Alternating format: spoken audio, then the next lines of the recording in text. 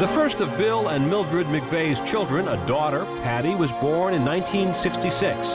Tim, born in 1968, was the second child, followed by Jennifer 6 years later.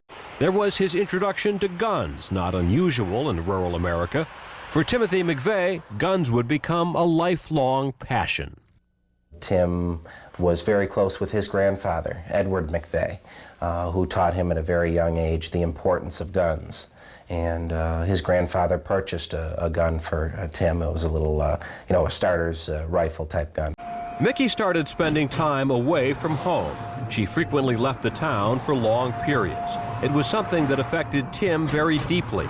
He asked a friend of his father's if he was the cause of his parents' problems.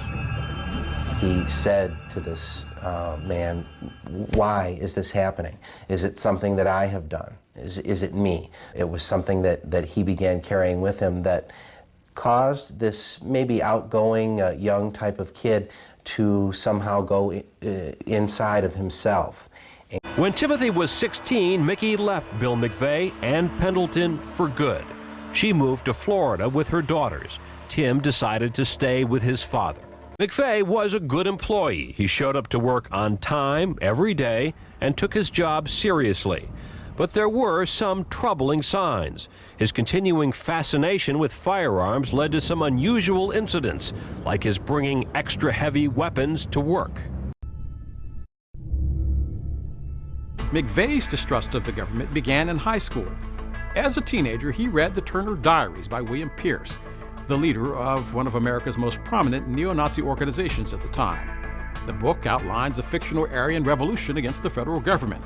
He became more and more angry with the government and thought that this fictional book could somehow become a reality, some type of Orwellian prediction. And he read this book more and more often. By 1994, McVeigh and Nichols' hatred and distrust of the government had been further fueled by events like the FBI assault on the Branch Davidian compound, home to a religious cult in Waco, Texas. In September of 1994, McVeigh and Nichols began plotting to destroy a federal symbol. They chose the Alfred P. Murrah Federal Building in downtown Oklahoma City. It has been 25 years since a bomb went off outside the Murrah Federal Building in Oklahoma City, killing 168 people, 19 of them children.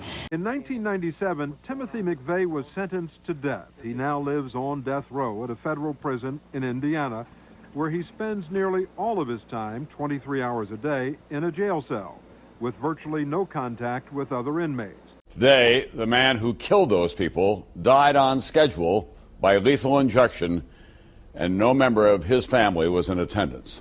Timothy McVeigh was 33 years old and defiant to the end.